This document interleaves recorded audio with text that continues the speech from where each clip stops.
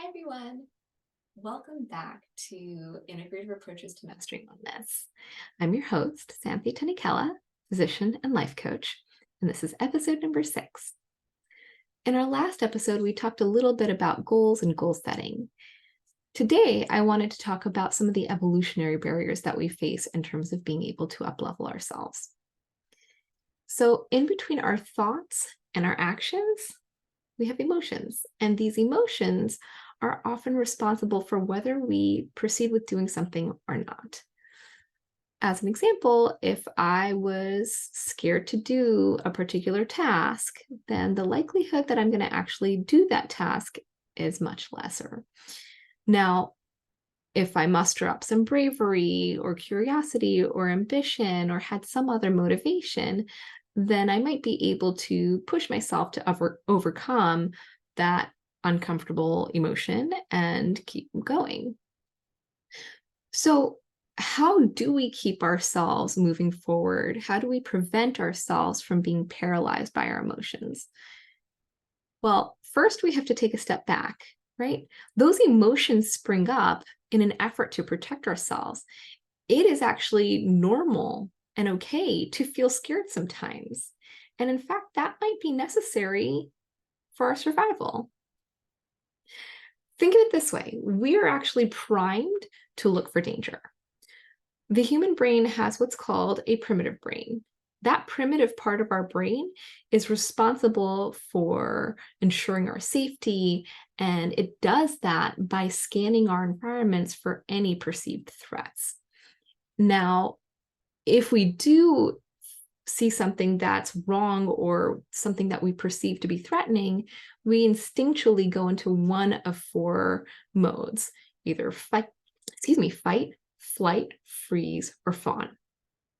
Now, the fight response is pretty obvious, right? We brace ourselves and we get ready to go into combat with this perceived threat. In the flight response, we run in the other direction. In the freeze response, we're literally unable to move or act against a potential threat. It's quite literally like playing dead. So if a predator thinks that we're dead, they're less likely to want to engage. They're less likely to have any interest in it. Now, in the fawn response, we behave in a way that we believe will be pleasing to the person or object that is more powerful than us. Like, I want to put it in perspective. We're perceiving them to be more powerful than us. It's kind of like the idea of, well, if you can't beat them, join them, right? It's better to be friends with the school bully than to be bullied by the school bully.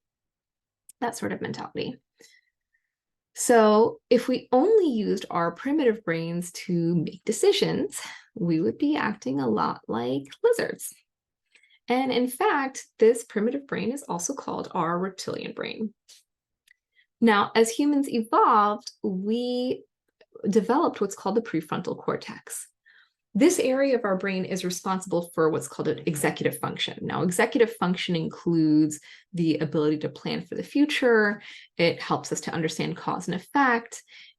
It helps us to understand consequences and allows for us to be able to reason with ourselves and with others.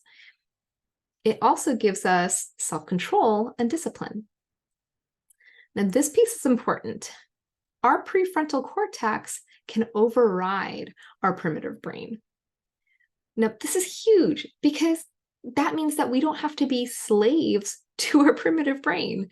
When we find ourselves scanning for everything that is wrong with the situation in front of us, we can literally hit the pause button, give ourselves some love, like thank ourselves, like, hey, I have done a really good job ensuring my safety. And then we can kind of flip the thought process on itself and ask ourselves, well, what are the things that are right with this situation? How is the situation potentially serving me? And when we're able to look at the situation a little bit more objectively, we're able to create a plan that actually works for us instead of being reactive to it. So this is the difference between responding and reacting. Now, similarly, we are our own harshest critics. when we look at ourselves, we're more apt to instinctually look for everything that's wrong with us before we look for the things that are right with us. And when you're finding yourself engaging in that sort of thought loop, once again, you can hit that pause button and say, hey, actually, there are some great things that I have within me, like some great qualities. I am deserving. I am worthy, right? You are worthy. You deserve everything that this world has to offer. And it's up to you to reach out and take it.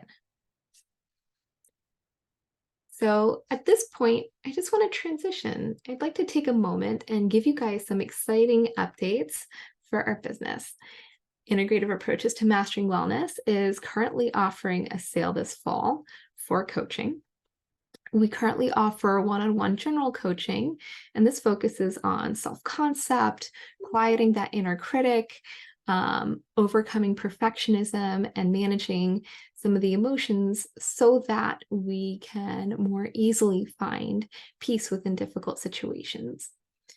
We also have one-on-one coaching available for medical professionals and trainees. This covers some of the concepts that we talk about in general coaching, but puts it in the context of your career.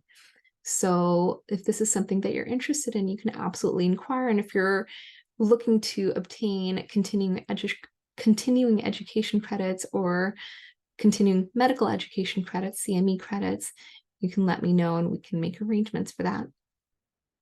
I'm also excited to announce that we have a new coaching program available for children and teens ages 5 and up. In this program, we focus on building confidence and resilience, and we also teach mind-body skills to help with stress reduction. For more information, you can hop onto my website at imwellmd.com.